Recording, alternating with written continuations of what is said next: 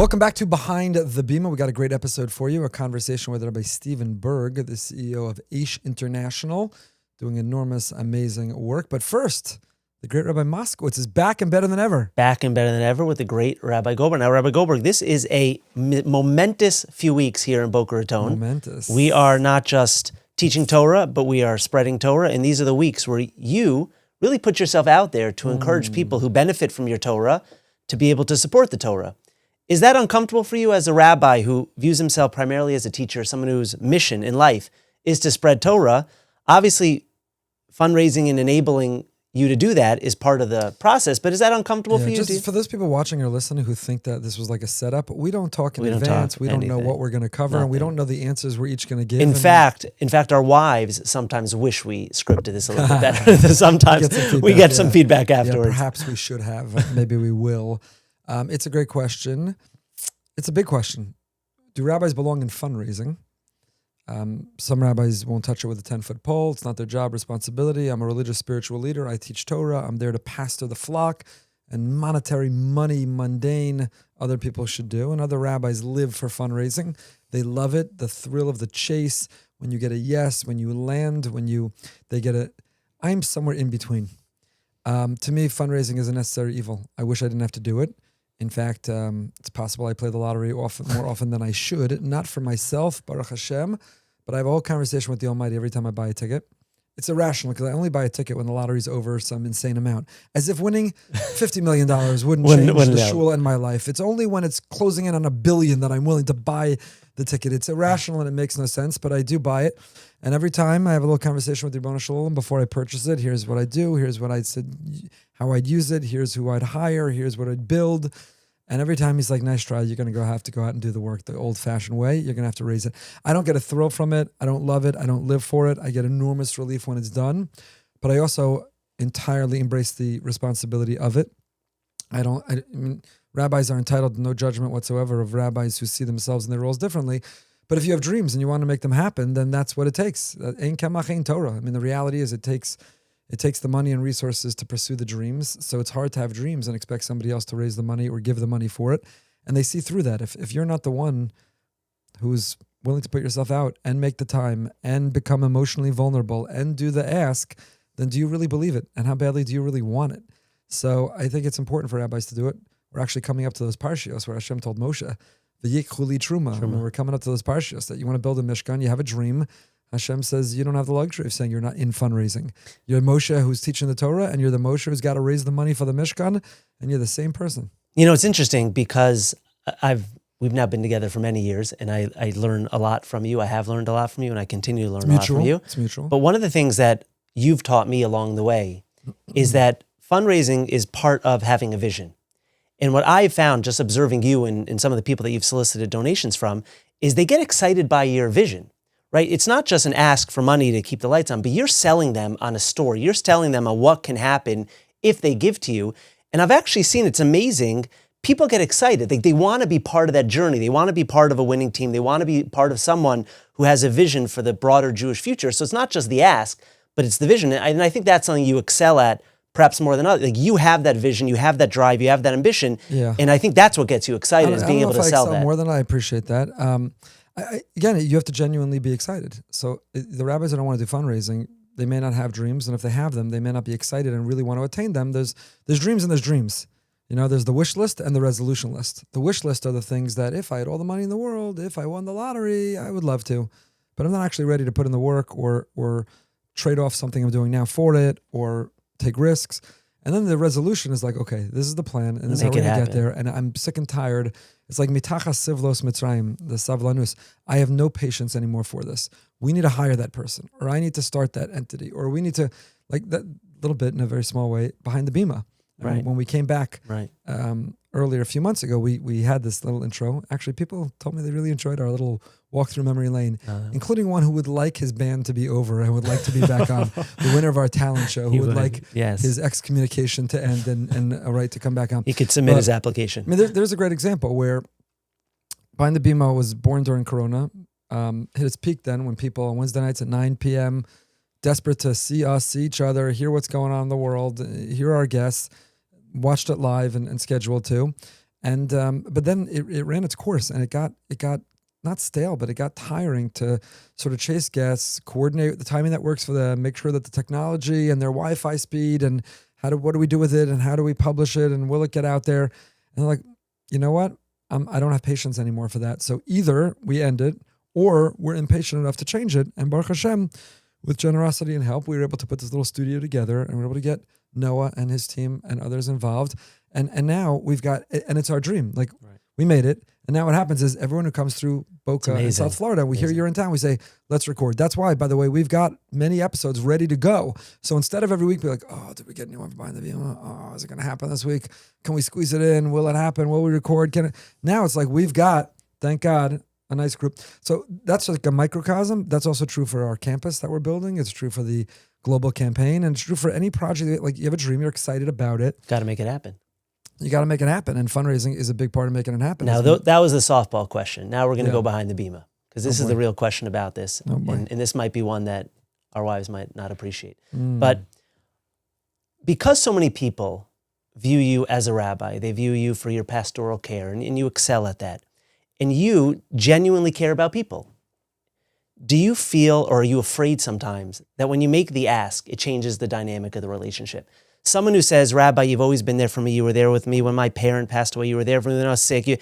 And was it all because you just wanted this donation? Like, how do you do that in a way that shows people, I still care about you, whether you say yes or no, but imen kerech in Torah. Like, at the end of the day, I still have to, I have these dreams and I have these ambitions. I feel like I'm being interviewed behind the Bima. That's okay. Hey, listen. I've changed a lot in that.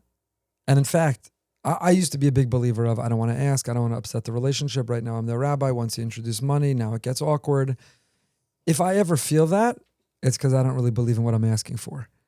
So, and I saw that from the campus. I saw that from a year ago. I saw that, I'm not going to say the number, but Baruch Hashem, and we still have a little bit of a ways to go. But I am passionate, and we're passionate, and we're driven, and failure is not an option. And the Ribbono Shel Olam, we believe he wants us to do this because of what we can do in it and on it and from it.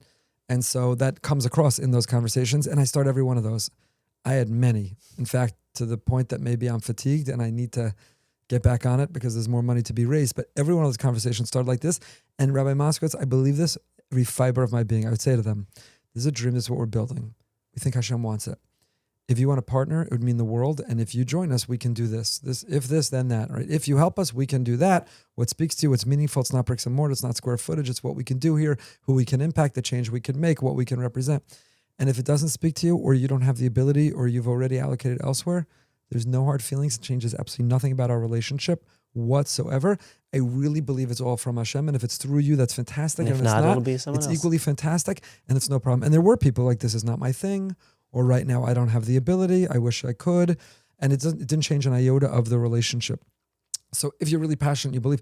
And here's the thing, Rabbi Moshe Shiner in Palm Beach, who's a Rebbe to both of us in fundraising, he taught us in a very Chabad mentality that the same way, when you put tefillin on someone, where were we recently? You put tefillin on someone? Oh, at the TWA Hotel at JFK. When you put tefillin on somebody, you're like, this doesn't, maybe people who are trying to keep up on social media or have a notch on their belt or put it on famous people, but for the most part, it doesn't do anything specifically for you. You're doing it literally because here's a Jew who hasn't worn tefillin, and it'll change their life to put on tefillin. And when you get a Jew to keep a little bit of Shabbos, when you get a Jew to do something, it's all for them. He said, so he taught us that the attitude has to be, this is a Jew who has money. I'm getting them to use it the right way. It's tzedakah. I'm getting it to invest it in a place that'll give them a return. And I also say that in each of the asks for our campus, I would say, at that time the market's been up, market's been down, Bitcoin, all kinds of investments people have that go upside down and sideways. And you can't get that money back and you wish you could. I said, what if I have an investment for you? I'm guaranteeing you an ROI. I'm guaranteeing you an incredible return. And I'll tell you the stats that will tell you the return. And I'll tell you the vision and the plan and the picture. And I'll tell you the population and demographics. And I'll tell you who's going to be the return. Wouldn't you want to invest? And not only a return in this world, this is a return for eternity. Because what you have forever is only what you've given away, not what you held on to. Whatever, all the lines. Yeah, no, I understand. Fundraising, I'm not using it. If you believe that in your core and when it comes across, you're not, I was not emotionally dejected after any no's on the campus. Right. And if there is anything that I ask, because there are some things and people, and right now I need to ask for this. And the global campaign is a great example of it. I don't know why. It's a 2 weeks that's an emotional, exhausting roller coaster that's filled with enormous enormous satisfaction and Comments are fulfillment. amazing. I mean, When people talk about it, I'll tell you why I want to give, because the shiurim have this impact. I love reading the article. I print out the parsha sheets. It's made a huge change in my life, and I'm more than happy to contribute to it, to be a partner in it, and to do more of it. And that touches me so deeply. Like I re-listen to those voice notes and I reread those texts because they give me big chizuk. Like it also makes you vulnerable and you're putting yourself out there. But then I have to tell you, it's an amazing thing to be in a place where you're doing $1 million asks in the same week that you're doing like $1,000 asks. I'm not minimizing $1,000, a lot of money. People have to work hard to earn that $1,000. I'm not minimizing. It's a lot of money. It's a big gap between 1,000 and 1 million, but doing both, because got to raise the campus, got to raise for global. The thing to me is, I won't tell you, and I don't want to embarrass anybody, I cannot tell you how many people I wrote personal texts and personal voice notes. This wasn't some form, you know the difference between it. If I said your name, I referenced something personal between us. Radio silence, crickets. Not I'd love to, but I can't. Not I will, but I can't do as much as you're asking. Gornished, nothing, silence. And then you say to yourself, like, you know. So let me ask you a question about that. Is that because we haven't done a good enough job of training our communities about the value of tzedakah? In other words, I think anyone would know the value of tzedakah, and they would say, of course, rabbis are going to speak about the value of tzedakah because it pays their bills and it keeps the lights on. So of course they're going to make us feel guilty about tzedakah.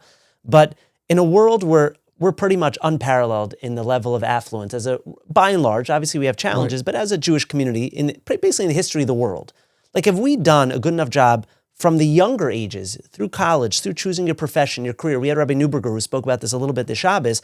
Have we done a good enough job of saying, like, wealth is a blessing, whatever Hashem gives you is a gift, and you have to do your part. It's not something for you to keep for yourself, but it's something for you to share to another. Have we introduced that language enough? It's a good question. But I keep saying it's a good question. They're all good questions. Yeah, but you're good at asking I got questions. another one because, yeah. There's different tzedakah. There's that tzedakah that you give because you're asked. There's that tzedakah you give because socially you have to. I don't know, your kids go to a school, there's a dinner, there's all kinds of things that sort of, you're peer pressured into the giving. Then there's that tzedakah that you're asked and you're happy. Where I think we're the worst, and I look at myself also, and I may write about it this week because I still haven't written yet, is the proactive tzedakah when you're not asked, but it's the right thing to do. And I'll give you the example. In the last generation, when you were at a shul as a visitor and you got an aliyah, made a donation. You left a check. Yep. You made a donation. When you were on vacation for a week and there was a shul that you davened at, before you left, or, it was before there was, Zelle and Venmo and QR codes and whatever, but you had a checkbook and you left a check because you were a service to me. I don't take it for granted. There was a minyan. I said Kaddish. There was a minyan because I go to minyan and I'm deeply appreciative of it. If someone did a study today, I'd be so curious. We're living in a time, and I think young people aren't educated about this. We have people who move into our community and they can spend a year or two or longer davening daily, asking shilas, using the mikveh, eating at kiddush and shalashudis, putting their kids through a youth program, enjoying every speaker that comes to town. And not join membership. Right. Because it's sort of like Magieli. Like, this is part of my birthright. I'm Jewish. I have a birthright. There's a shul, and it's all available for me. It's for me. And when do they think, too many, when do they join? They have a baby, and they want the Shalom Zachar email to go out. Or they need the social law. Or they need the social law, and they want the member rate to make a bris. And then they realize, Taka, I should be a member. I'm not even criticizing. I don't know if we did a good enough job. Parents telling children, when you get married, you move to them, this is the appropriate thing. A chassan or kala teacher talking about in a checklist. Yeshiva or seminary in a man-up conversation about this is what it means to be responsible. You move to a community, single or married. You join, you contribute, you ask, what can I do? And you do. So there's this sort of I have it. You have it. We all have it to a certain degree. So, for example, we don't use it anymore. I'll deny that I ever used it. So many better things today than Wikipedia. But, once a year, the Wikipedia pop-up that says Wikipedia is free. It's crowdsourced. If you'd like to make a donation and help us do it. X. Yeah, X out. By the way, YU Torah. Safari, I can where keep we going. Post our shiurim and we listen to other shiurim, and its pop-up comes up and you're like, they've got a lot of money, a lot of philanthropists, a lot of this is a service. They're lucky I listen. Right. They're lucky I use it. X. Like, there's probably a long list of those things that we also benefit from, gain from. We don't even volunteer to give, and even when we're asked, we X out. And this is the X out phenomenon. That's what I'm getting X'd out by a lot of people. And you sort of can't help but start to take it personally. You're like, I don't know, you wrote me an email that says it changed your life. I'm Munashir, you were in this predicament, that moment, whatever. It didn't change your life $100 worth, $180 worth. $12 worth, $4, $1 worth. Right. What does that mean? Right. What does that mean? So, but there's so many layers to that, right? There's just like a basic gratitude, hakara satov. yeah, There's a value in giving back, right? Like there's so many parts to that conversation beyond the actual donation. In other words, aside from what it's doing for you or for the shul or for whatever institution, there's a value for yourself of saying, I took from something, therefore I should give back. Correct. But is that a language that we use? You use the word consumerism. And everything about our society is a consumerist society. So I go into Starbucks. Your Gmail is free, your Right, Waze is yeah. free, your ChatGPT is free.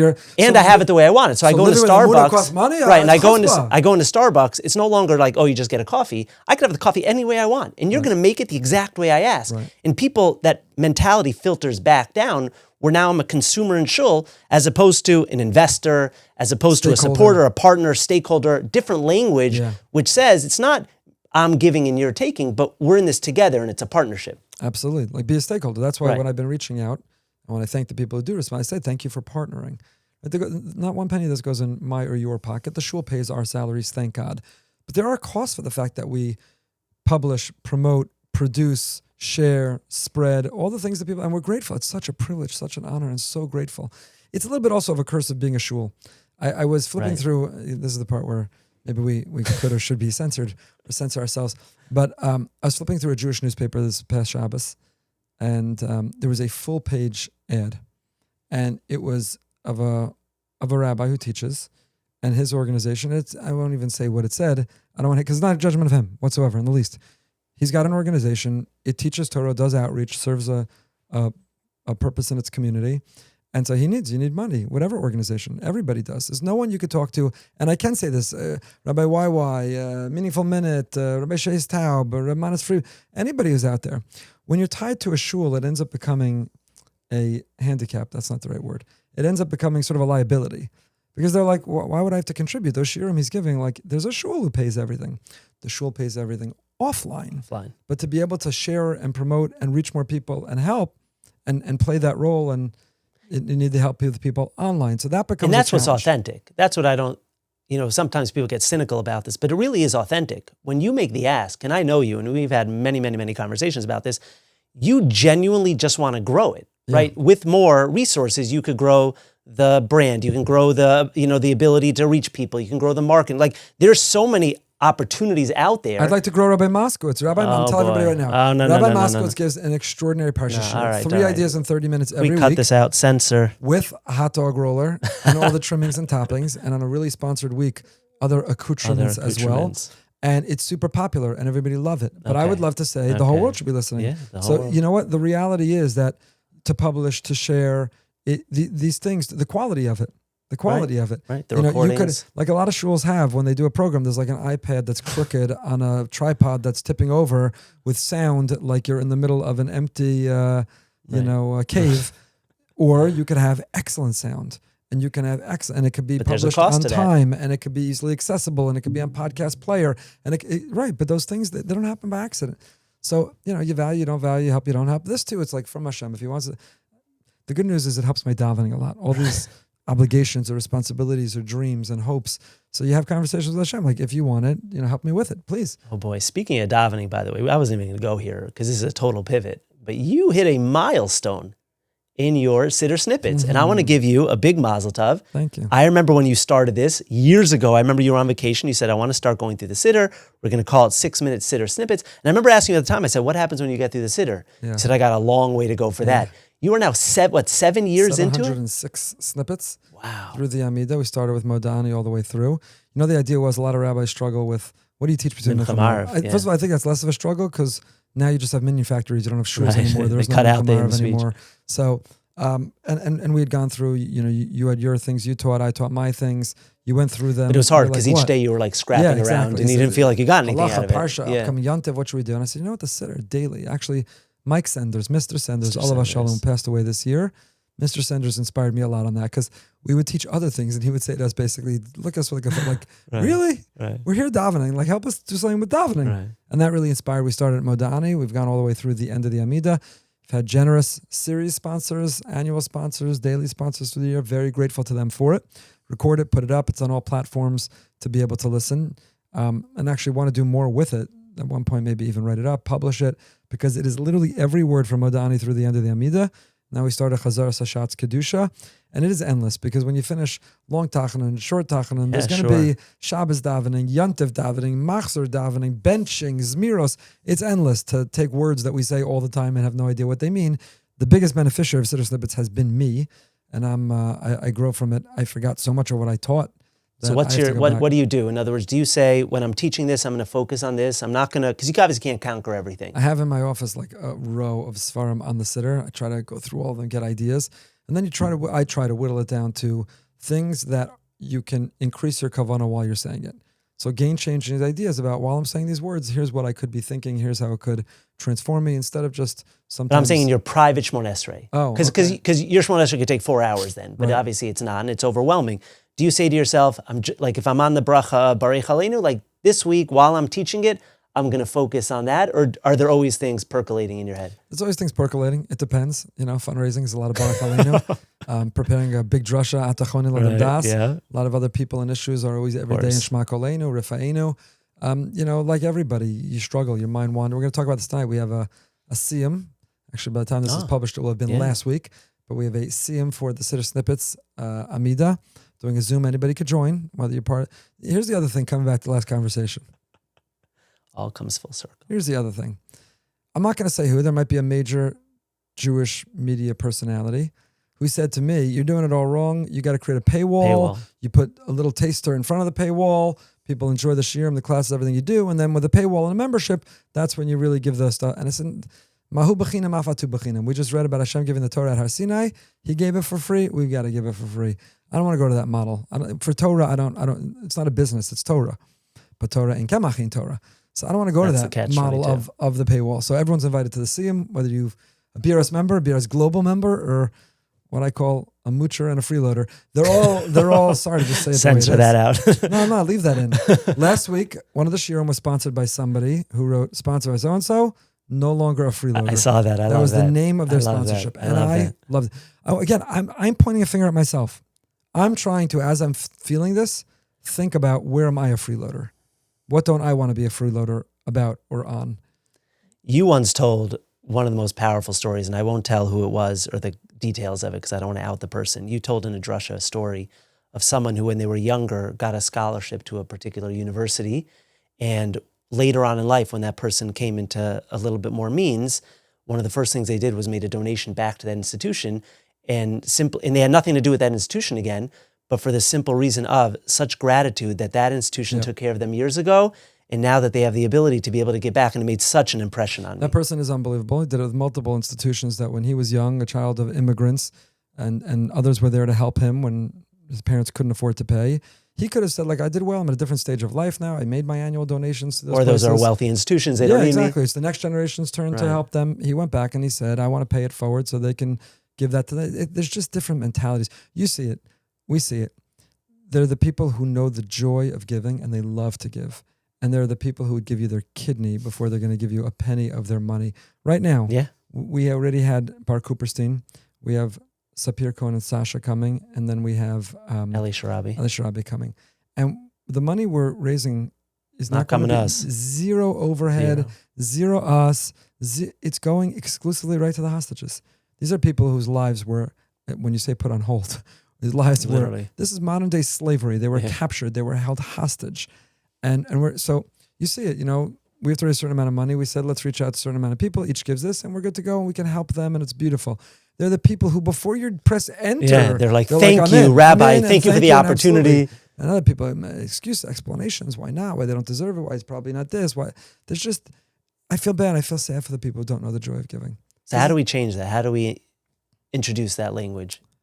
I feel bad for them. I feel bad for their children. The joy and the satisfaction and the geschmack of giving. It's like, if you're in a position, and whatever level, whatever percentage you can give, whatever it represents for you. There's a woman who davens in our shul daily, a righteous woman. Very righteous woman. And there's no stucco box in the women's section. We haven't corrected that. But I have a slot in the door of my office. Every day. And she puts $1 in every single day in the slot in the door. It's amazing. And that dollar for her, what it represents, but it's every day. It is the act of giving every day and how that transforms. So It's interesting, and I know with this we'll get to Rabbi Burg, which we want to. A number of years ago, we ran something called a tween night of giving. It was for in between teens and youth. And what we did is we had this is one of your greatest I think this might have been my greatest. Yeah, Hanukkah. And my whole thing was Hanukkah was all about taking for our kids. They had to learn how to give back. And so we had 6 different organizations present a video and make a compelling reason why the kid should give to them. Each family to participate donated a certain amount of money, and we had a pot of money. Let's call it $10,000. And we split the kids up into groups, and each table got to decide how they were going to allocate the money. Do they want to give all of it to one institution? Do they want to break it up into 6? Is it better to make a bigger impact to one? And we had a moderator at each conversation, and the conversations were fascinating. You just saw which organization spoke to which children and how they thought through the process. Afterwards, I got countless feedback from parents who said the best part about that night is my child came home talking to me about tzedakah and wanting to know how we think through tzedakah. Right. And they said, the best gift you gave me is you gave me the opportunity to talk to my children about charity. Why do we give to the school? Why do we give to the shul? Why do we give to this organization, but maybe not that organization? Why do we give a lot to one? And they said they were so grateful for a platform to be able to engage their children in that conversation. And maybe that's what we have to do more of. that was a great program. We should repeat that program because it was a great program. And people talk about that. If you're a grandparent or a parent, don't have to wait for Hanukkah. Right. You give a birthday gift to the child. I'm making up a number. I don't know, a lot or little these days. If you're giving $100, give them $100 and a second $100 for them to give away. Yeah. There's someone else in our community who does that. Yes, he does. Whenever his children have milestones, simchas, he makes a meeting with me with that child, and that child comes to deliver. The gift to the child is giving the child the capacity to give tzedakah and choose how it should be used. Yeah. Scholarship fund, Tomchei Shabbos, what do we need it for? And you talk about how you raise That's children, chinuch, no giving. right? That's That's how you do it. That's how you do it. Whether you divide the 150, they keep 50, they give 100, match the 100. Yeah. Everybody could decide their own scale. But that's part of the exercise, is Yeah. helping your child think through those calculations. No question. Master fundraiser. Rabbi Stephen Burg is not only a master fundraiser, it's because he's a master visionary. And a master friend. And a great friend. Because he has that vision is why he's so compelling to raise those funds. And under him, Aish Torah has multiplied. Its reach is outrageous, online and offline. He's doing incredible things. We've known him a long time, and he's been a good friend. And I'm glad we finally were able to, in our studio, get him on. Without any further ado, Rabbi Stephen Burg. Welcome back to Behind the Bima. This is a long time coming. My longtime dear friend, Rabbi Stephen Burg, CEO of Aish Torah, doing extraordinary things. We go way back, and we worked on a lot of things, and I've always been a big admirer of yours. And so I'm glad we're finally able to make this happen. Yes, very exciting to be here in your beautiful studio. This is actually, I think, the most exciting part is the fact that you got this great space here. And I had to tell you, everywhere I travel around the world, this is like the thing that people listen to, Behind the Bima. Like, oh, you know him? I'm like, yeah, we used to be friends. Now I appreciate that. We're still friends, more than friends. So thank you for giving us time. Thanks for going Behind the Bima together. You've got an enormous amount going on since you came to Aish. How many years are you there now? 10 and a half. 10 and a half years. Yeah. More than a decade at Aish. And Aish is everywhere. It's not just a yeshiva. It's not just outreach. It's a girls' seminary. It's online. It's reaching everyone everywhere. Yeah. And your fingerprints are all over it. But there's something extraordinary, I think, that you do, which is you've raised enormous money. You're the engine. You're driving it. You are a visionary who's building it. And yes, you know, you do your news shows and you print your articles, and there's the weekly email. I read who you met that week. But you've never tried to, and I don't think that's who you are, make Aish synonymous with Steve Burg. As much as you're in front of the scenes, you're behind the scenes pushing it. Is that the philosophy? Tell us a little bit about where that comes from. Yeah, look, I think it comes. First of all, thank you so much for having me. It's a pleasure to be here. I think it comes from being a movement, and there's a difference between being an organization, institution, and believe it or not, 2 years ago, I went to Ashdod with a couple of folks from Aish, and we were heading in this direction, but we had a real conversation where I put up on a board like all these different things that we could be: institution, organization, yeshiva, education, like all these different things, and then the one that just like jumped out was movement. I mean, and a movement really is bigger than you or me or anyone. A movement means we have certain values and we want everyone emulating those values. And it doesn't come down to a 501c3, an organization. We're trying to get the masses to do things. And I spent a lot of time trying to understand movements and where they go.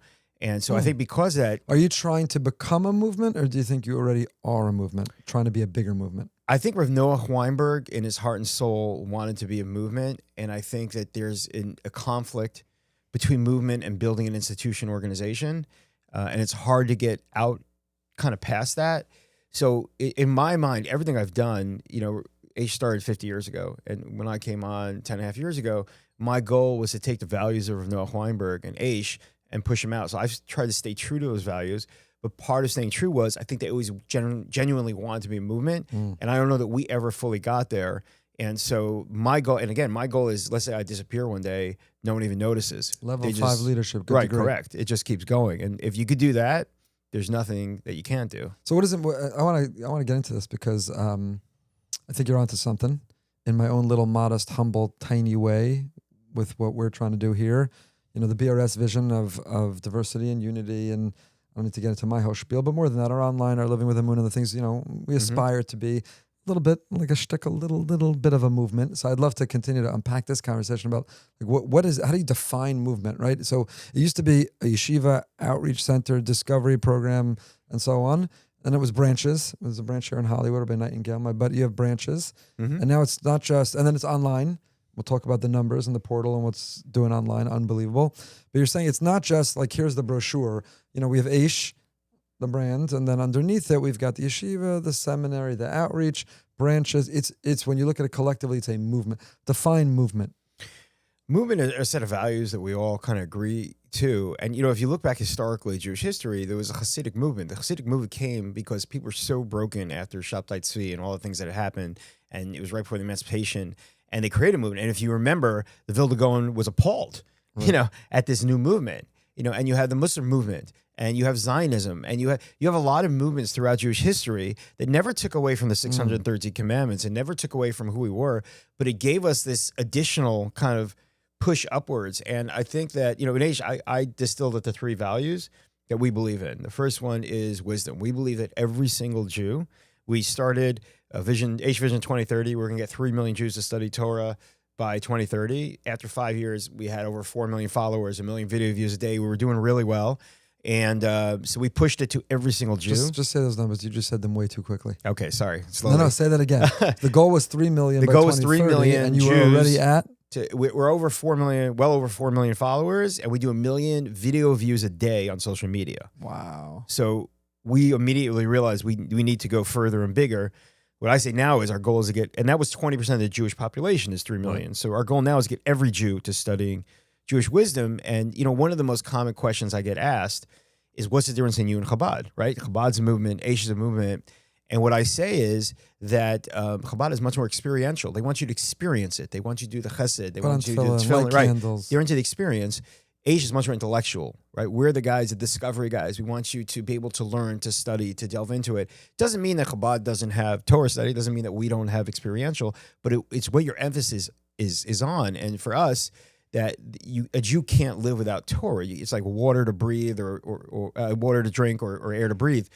And so therefore, we want every single Jew to experience that. And you could see right now, there were many Jews that were pro-Israel, and now their kids and grandkids are not pro-Israel. Because that's not enough. If you're not tied into the heritage. Now you made the comparison to Hasidus. So is it fair to say that you and Chabad are not competing or different movements? Not You're at all. Part of the movement of outreach in Am Yisrael. But just like in Hasidus, you have Breslov and Vizhnitz and Satmar and Lubavitch, and they're very different, but they're united by being part of the Hasidic movement. So you're both part of the, call it outreach or Am Yisrael movement.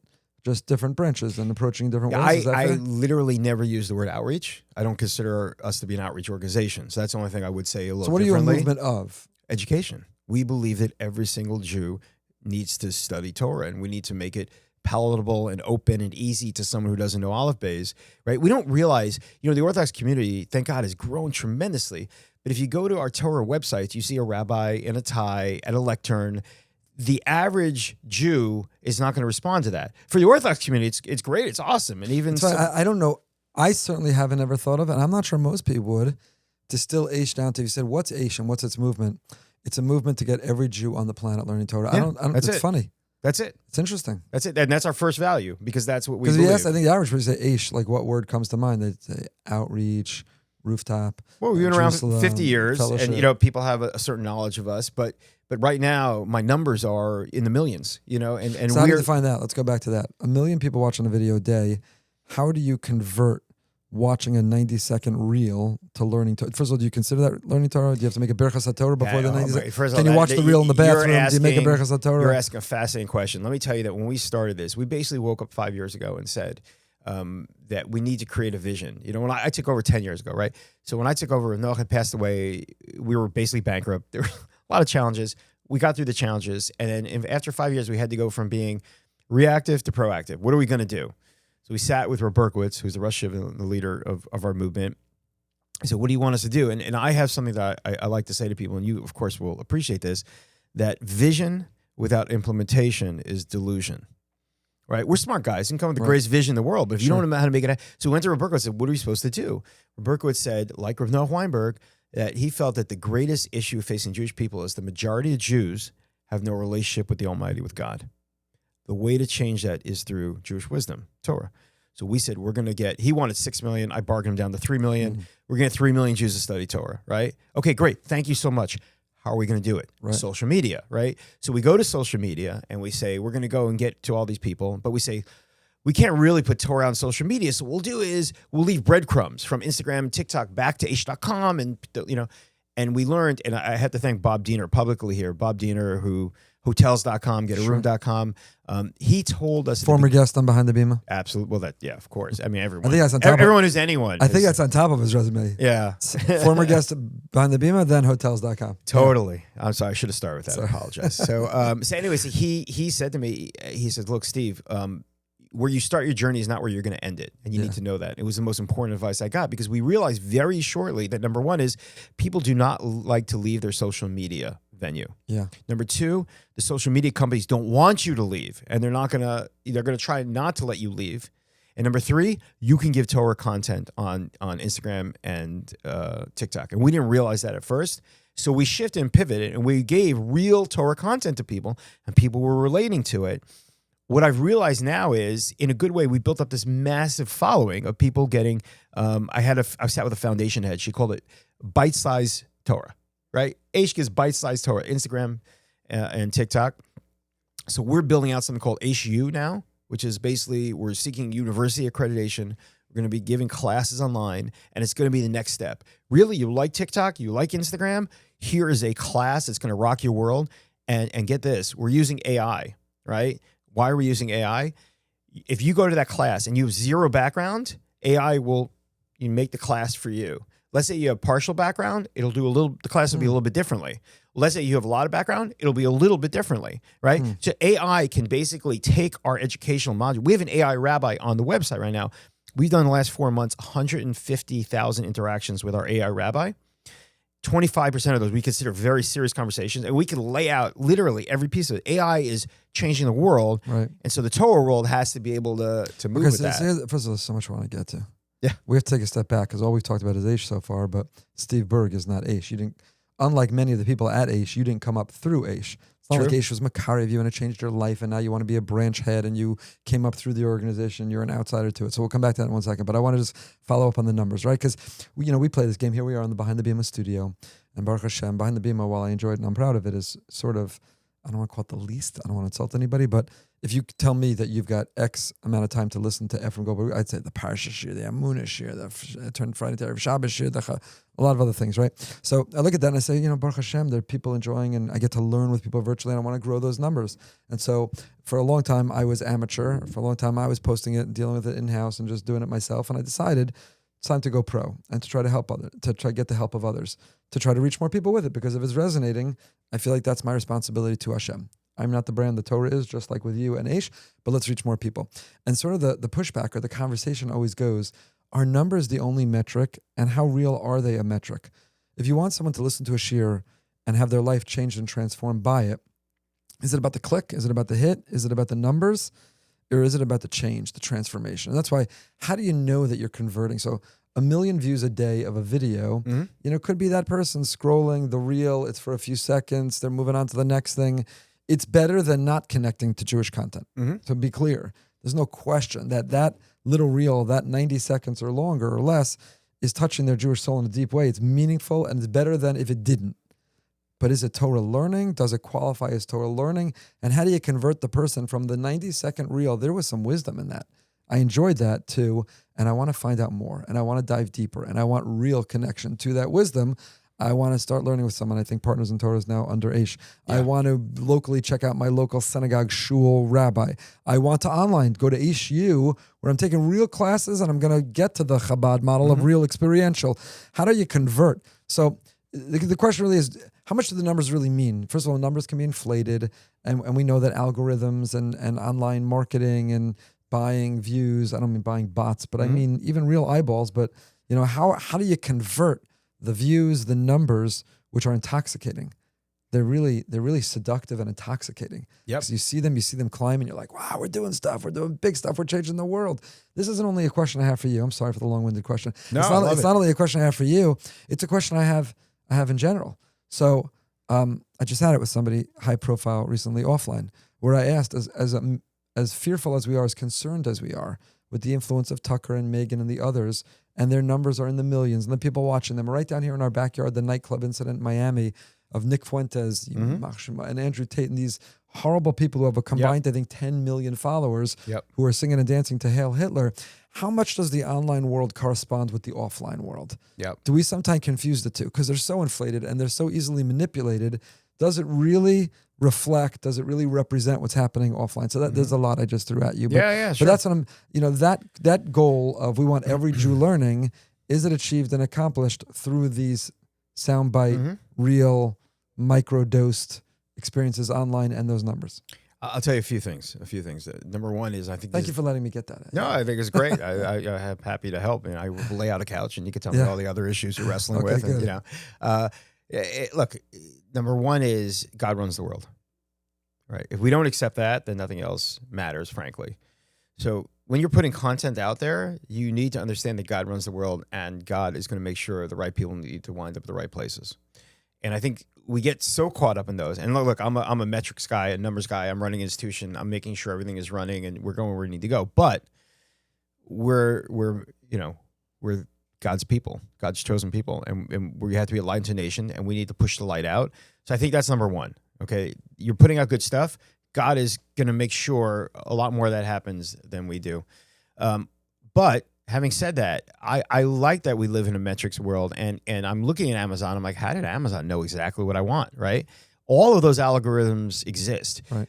And when I'm out there, my goal is probably not behind the Bima Chevra, right? My goal is Jews that want nothing to do with being Jewish or have nothing to do with being Jewish. How do I find them? I have to cast very wide nets that catch a lot of non-Jews, which is okay. I don't mind that non-Jews are learning about us, to try and find those unaffiliated people. I had a conversation with an incredible woman not long ago. We do roundtables of journalists in Israel, almost on a bi-monthly basis. They come, they get to know Aish. We get to know them. We discuss a certain topic, etc. And this woman came in very interested, a lot of tattoos, etc. And she's explained to me how she was part of Antifa, right? Who are out of their minds, right? So she's part of Antifa, but yet she's like on this road with Judaism. She's trying to figure everything out. She's like, I gotta tell you something. I was really embarrassed to walk into synagogues because of my tattoos and all my background. I was very self-conscious. They won't want to accept me. And I have to tell you that every single time a holiday came around, I went to Aish.com, I went to social media, and I would learn all the different pieces of it. And I was comfortable because I could do it in my own home. And, you just mentioned Andrew Tate, and you mentioned Nick Fuentes and all these horrible people, right? Why are they being successful? Because there are a lot of young men sitting in their home that don't feel listened to, and they're giving them a way to converse and to interact, right? Even though it's just kind of by listening and wanting to be them or whatever it is. The Jewish people need to understand that. There's a lot of Jews out there that are looking for spirituality, even though they don't know that it's Kedusha. They don't know it's Neshama, right? But they're looking for something. How do I get in front of them, right? Right now, Rabbi Dr. Daniel Rowe, who's the president of HU, he's an amazing, amazing scholar. He said recently, Noah Weinberg dreamed of getting in front of every Jew and bringing every Jew closer to God.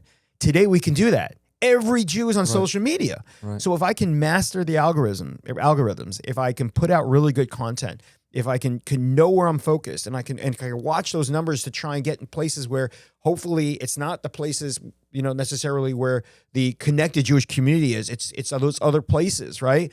If I can get there and I get in front of those people and God's going to help me, we can bring a lot of Jews closer to God, closer to Israel, right? And we all know. So that's the part I'm asking. How do you, I'm not challenging. I'm Yeah, asking please. Out of curiosity. Challenging is also good. How do you know that they're getting closer to God, closer to Israel? Because they consumed a 90-second reel in between, the video of hunting or the guy shooting bullets through how many cinder blocks it'll go. How do you know when they caught the 90-second reel about Israel that they're actually closer to God or understand Israel more or better?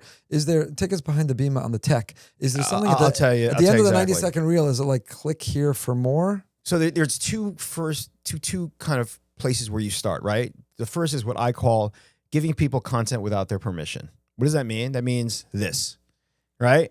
Oh, Aish, right? Exactly what you just described, right?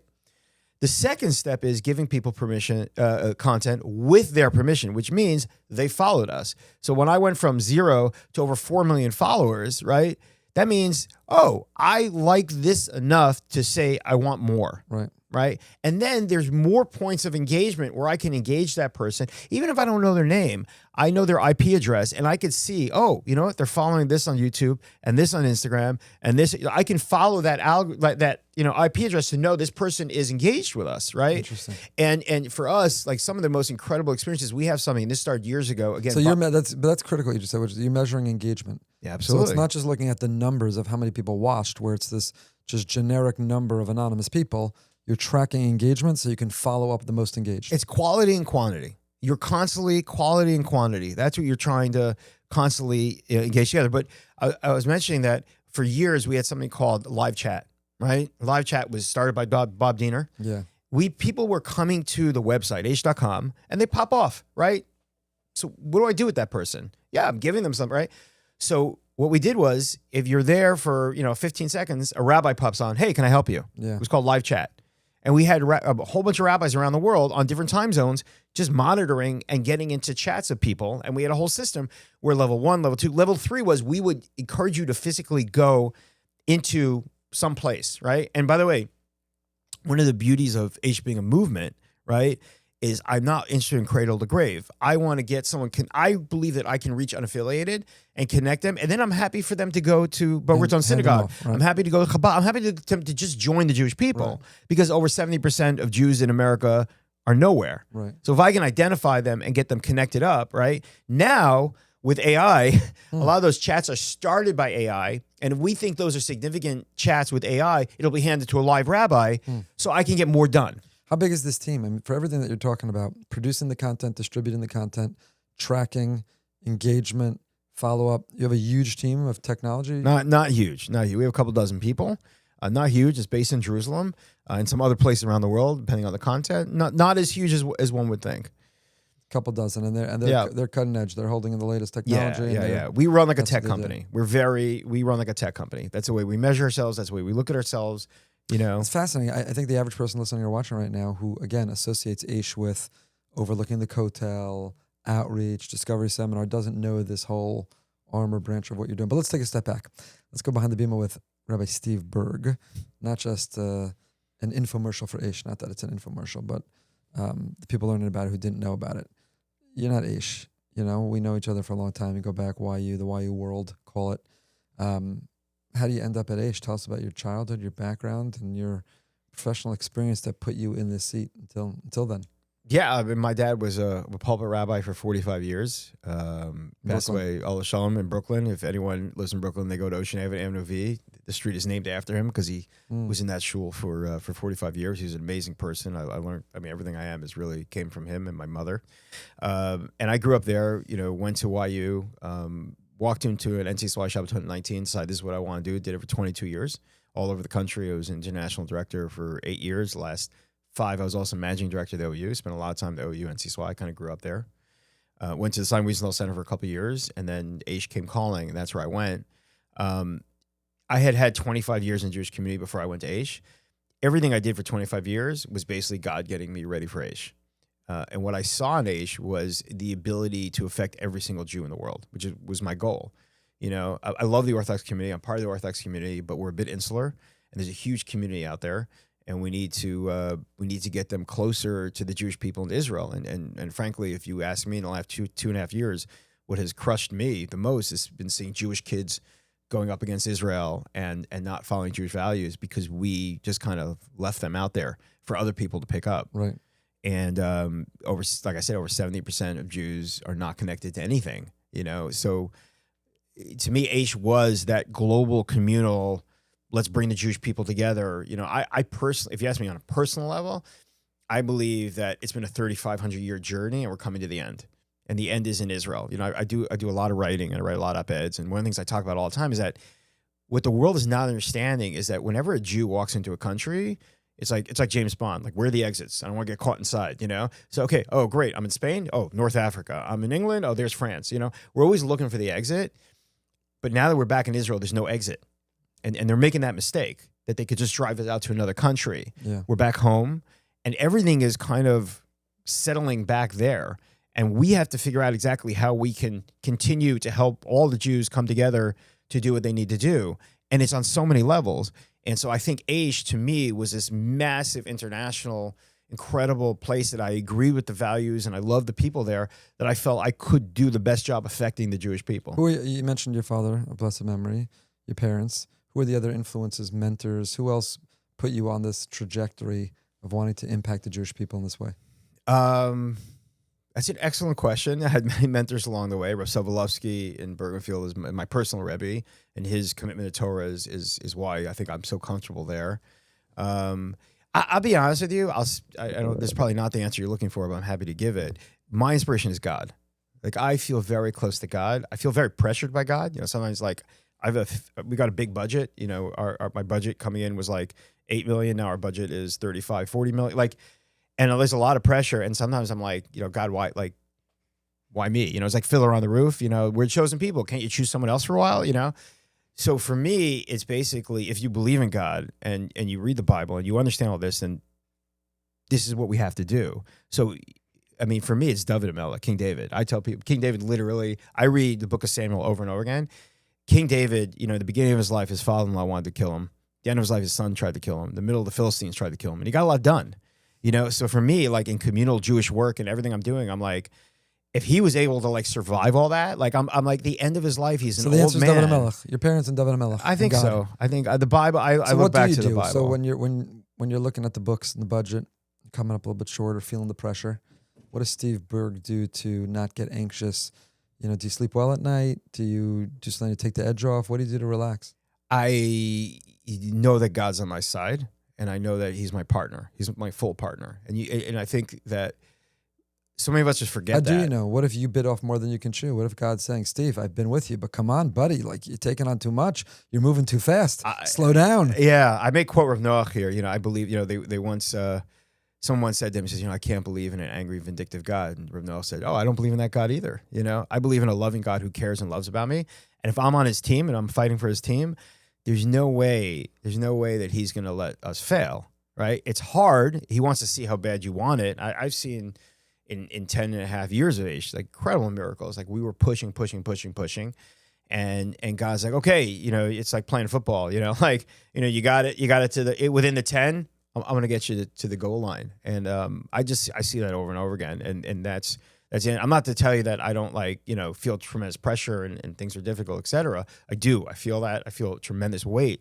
But I also know that it's as a Jew, we're never allowed to just pass it off to someone else. Listen, you're Moser Nefesh, enormously for Aish, aside from the burden you've put on your back to raise that.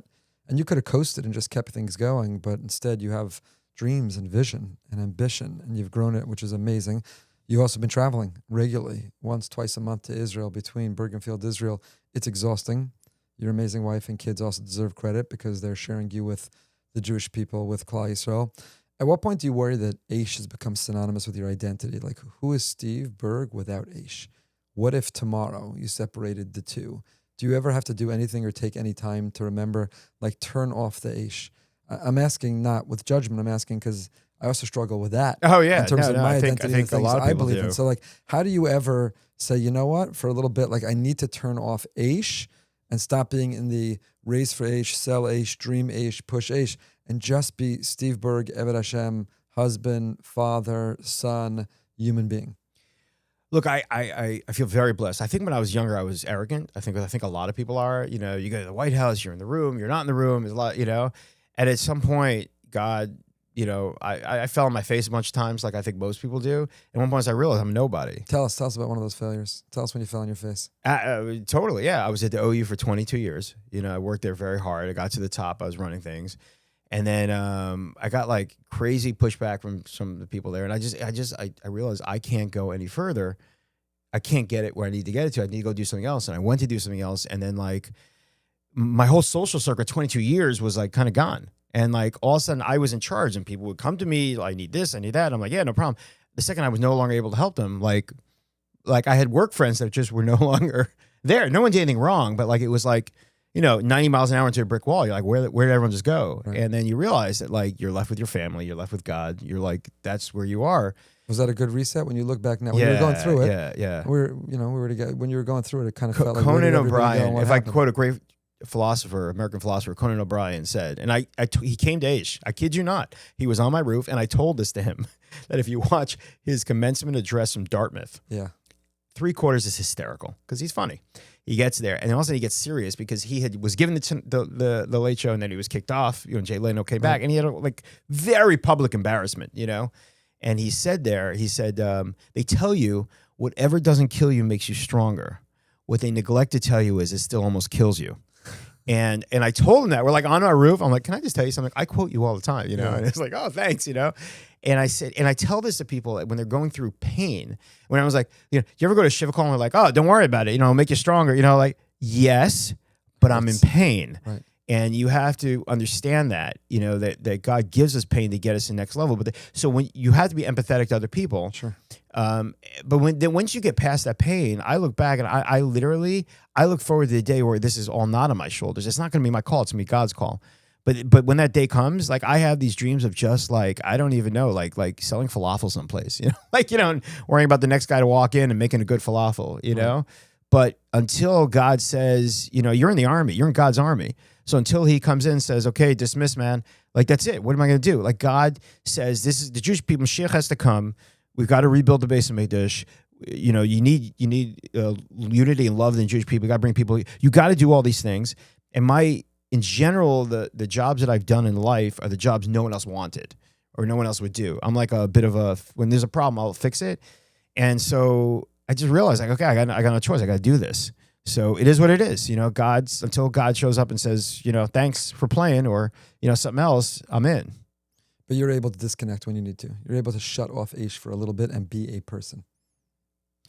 I didn't expect to get stumped. Look, my family's amazing. My family. Do they ever tell you? Tell Does your me amazing what? wife, like Steve, turn off Aish? Like I'm just trying to talk to you. Can't we just be? Can't we experience? No, I happen to be. I don't talk Aish so much at home. I don't. I actually don't. My kids are amazing. I want to know all about them. I want to know what they're doing. I want to live vicariously through them because they're so much cooler and more talented than I am. I'm sure you have the same thing, you know? So for me, it's like literally my family is my everything. And I think that's why God gives you a family. Your family's there to keep you grounded. Right. More than that, I don't really need. I just need to like see my kids are like amazing and doing amazing and they know how much I love them.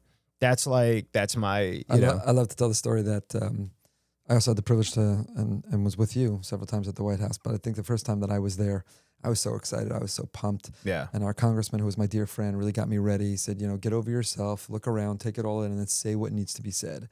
It was during President Obama's first term, if everyone remembers the challenges with Israel. Anyway, I come out of the White House. I'm so excited to call her, tell her like who I stood up to, what I said, what I think that rose to that moment, what the Roosevelt Room looked like, what the White House was.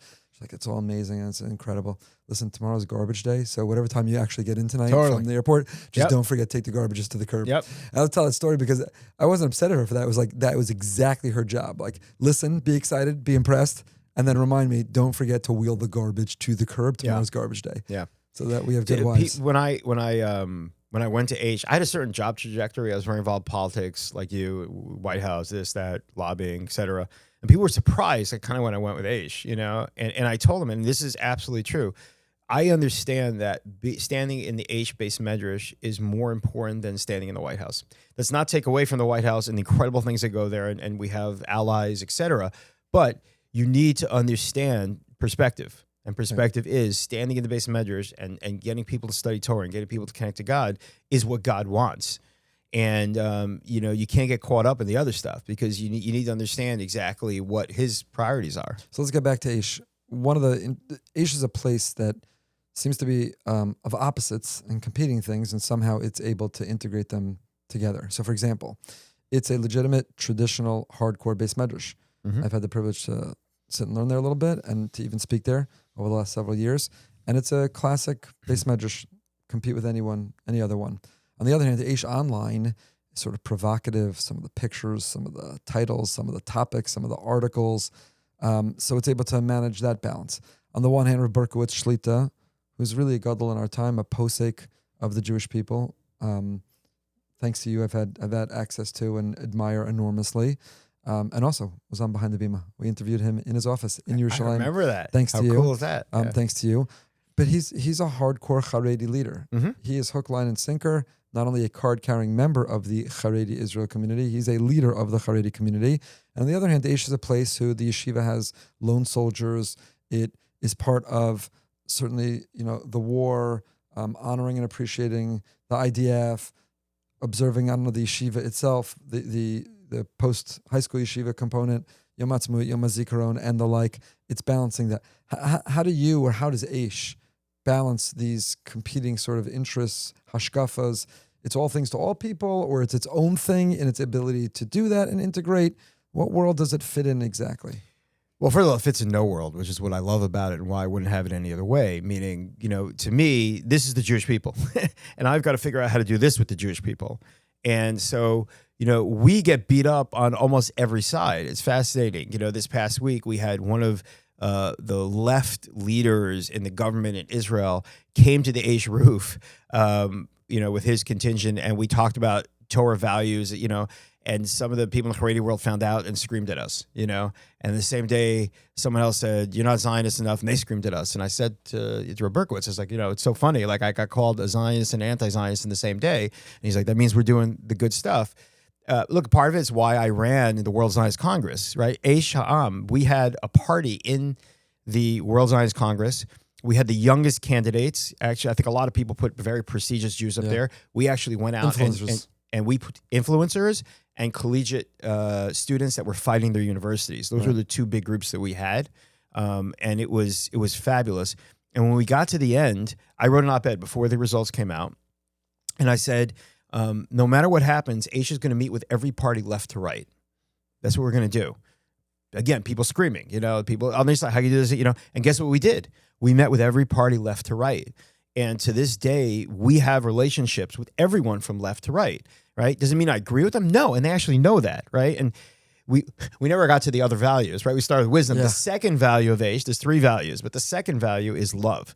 And I thought about this a lot when I was doing it. And at first I was thinking unity. And I said, unity means I have to agree with you, plural, like I don't agree with you, but I love you. And my father used to tell me that Rabbi Lamb once said, I don't like every Jew, but I love every Jew. And that to me was so powerful because I have to love every Jew. Right. So I want Aish, and people don't know what to do with that. It's like, what do you mean? How can you be on his side if you're on our side? Like, go back. But somehow you balance it. Yeah. So Rabbi Burg as leader of the with love. Rabbi Burg doesn't tell you, listen, Aish can't participate in anything that looks No, just the opposite. Rabbi Burg says we got to be open to every single Jew. But including observing or participating in Zionist, call it Zionist. I know it's a scary word or we're a place that, forget that. I mean, we're a place where we make a mishaberach for tzahal, on Yom Ha'atzmaut. They go, do you have hallel in the base medrash? No, we actually go down to the kotel and have a musical hallel. Right. We believe those are our values. There's guys with guns every Shabbos, coming back to us. Rabbi Burg just gave a shmooze, right, to Shana Bet. And after the shmooze, the Shana Bet guys were lined up outside Rav Rossman's office, who runs the yeshiva, and said, based on Rosh Hashanah shmooze, I think I should go to the army next year, right? Yeah. Yeah, that's who he is. Yeah. And he's a posek for the Haredim, which is something that also all this stuff has to be dealt with. In Israel, no one's talking to each other. And if Aish can bring people together and help the conversations, these are solvable issues. They're not if everyone just screams at each other. Right. And so I threw us into the World Zionist Congress. I'm in the Knesset every time I'm in Israel. I know and speak to everyone because we're trying to do that to bring people together in a real way to have real conversation. So Does Berkowitz sort of have his out of the yeshiva identity as a Haredi posek leader, and in the yeshiva he's managing a place that is much broader, open. He can Absolutely endorse or tolerate. No, he doesn't. Broader values. He's the same person. He's the same person. He is 95% of Kiruv Shilohs go to him. He's the English-speaking Haredi. He's a posek. He's the same person. These are his values. He grew up under Rav Noach. These are his values. What he believes. It's not. We need people to be bifurcated because I don't know what box to put you in. Oh my God, what am I going to do if I don't know what box to put you in? Right. That is, to me, the downside of the Orthodox community. Yes, we have certain areas that we can't go past. We need to, yes, you have to define. But to say that defines me everywhere, it's crazy. And so like a leader like a Berkowitz, people don't know what to do with him because he's so amazing in that way.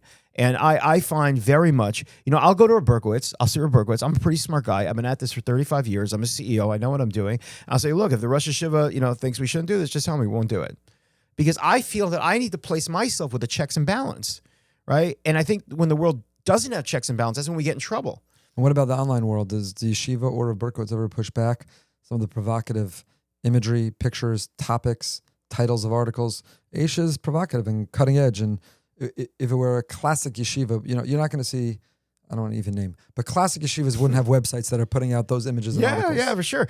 No, Rabbi Burg pushes back that we're not out there enough, right? If a question comes up, right, and we've had this from people, we have the chief rabbi's office of a certain country called us up screaming at us. How could you have this, TikTok video and the guy sends me the video. First of all, I start laughing. I thought it was awesome. It was just awesome because, as I said, you can't just have rabbis at lecterns. Right. So I said, okay, I think it's hysterical, but do me a favor, take your phone to Rabbi Berkowitz and ask him what he thinks. And that's what we do. Any question, go. Rabbi Berkowitz, he looks at it, he watches it. He says, you need to go back to this chief rabbi's office and you need to explain to them that we're going to we're working with unaffiliated, and this is what we have to do. We can't just all play by your rules. We have to be out there. So just the opposite. He has pushed us to be out there in a very serious way because we got to bring every Jew back. Behind Rabbi Berkowitz's office, as you were in his office, there's a map of the world with Jewish populations. And his marching orders are go get every Jew back. Powerful. How many hours do you sleep a night, Rabbi Burg? Is that relevant? Yeah. I don't know. What it depends what time zone I'm on. It's I gotta tell you this is a true story. I'm here with you this morning. 2:30 in the morning. The embassy in Jerusalem called me. Right, one of our students there, he's a fabulous guy, Dave Milstein. Dave called me at 2:30 a.m. and I didn't want to tell him I wasn't in Israel. So I'm like, hey, what's going on? As I run out of the room because my wife is sleeping because we're down here traveling. And it turns out Leo Terrell is who's I think one of the heroes of the world is coming to Israel. And very excited next week. And he's like, look, we're going to the hotel, but he was a teacher. We'd love them to come speak to the guys, And I'm like, we're in. We are so in. I call my guys there. I'm like, Leo Terrell's coming. Do you know who he is? This guy is like Kiddush Hashem City, And so he's going to come speak to the guys, our guy. But that's also part of being the Aish Yeshiva. You said being a typical yeshiva. We're not a typical yeshiva because a guy can walk in not knowing Aleph Beis and become a rabbi. Kids walk in, and I said to someone, a friend of mine who his son really wanted to go to Aish a couple of years ago, he's like, what's going on there? I said, look, you could totally send your son to Aish, but you need to know he's going to leave understanding that he has to change the world. Right. And where Berkowitz gets up there and says, and by the way, the third value, right? So we did wisdom, love is responsibility. Is every student is told you need to take responsibility for the world. And if you have wisdom, if you have Torah, and you have love in your heart, you can take responsibility for the world. So we want them with Leo Terrell to say to them, guys, this guy's a hero. This guy is a hero of our people. He is out there suing every university for your friends and for you when you go to university. And I want you to know something. We have a program for modern Orthodox young men and young women when they graduate high school. They have become our best recruiters. They go to college campus. They meet a Jew, right? First of all, they start an organization to help them get to film. They said, oh, you've never studied? You need to go to Aish. Our best recruiters have been modern Orthodox, incredible, you send home back fabulous to students. Wow. What do you do to relax, Rabbi Burg? Relax. What do you do to relax? Well, I hang out with my family. If I'm home, my goal is to be home as many Shabbosim. And if I'm with my board kids, games, you tell stories. What do you like to do with your I'm family? not a board game. My wife's a board game person. Just chilling. I become a grandparent not long ago. I've got two granddaughters. Mazel tov. And my kids are amazing. I tell you, I know everyone feels that way. Everyone says that. To me, because also it's the bigger picture. Like this, I know, like they're going to take over the world one day. Right. And I'm influencing all these people, but this is my Starts family. with them. You know, Yeah, this starts is, with you know, them. I know what I got from my father. I know I probably won't be able to do as good a job with my kids, but if I can do like 5% of what he did, Amazing. then they'll do amazing things. Rabbi Stephen Berg, thanks for going behind the Bima. Thanks for giving this time. We have to do episode 2, 3, and 4 because there's still so much more to talk about. There's a lot. Always a There's lot. already a lot to process and think about. So thank you for the Well, time. I just want you to know that I am a longtime listener, you know, big fan. But watching you, I have told many people, I know I should say this here because I travel everywhere. I have the ability and the authority to say this, but I think you are the #1 rabbi in America. You're so kind. And if America had a chief rabbi, You're it so would kind. be you. You're so and kind. The payment's on the way, You and Rabbi your Burg. wife and your kids, I've known a long time. I think that you have taken the pulpit to a whole new level. The pulpit was a physical place where people would come and to pray, and you've said, okay, the world's going to be my pulpit. And I think more rabbis doing what you're doing and putting their wisdom out there is how we win this. We're trying in our own small way, and we appreciate the partnership and always the encouragement that you've always given me. And looking forward to doing great things together in the future. So the world should watch out if we get together and combine our energies. We got big plans, so very excited. Thank you so much for coming Amen, on. brother. Thank you for listening to Behind the Bima. If you enjoyed the show, please subscribe, rate, and review on Apple Podcasts, Spotify, or wherever you get your podcasts. We'll see you next week for another peek behind the Bima.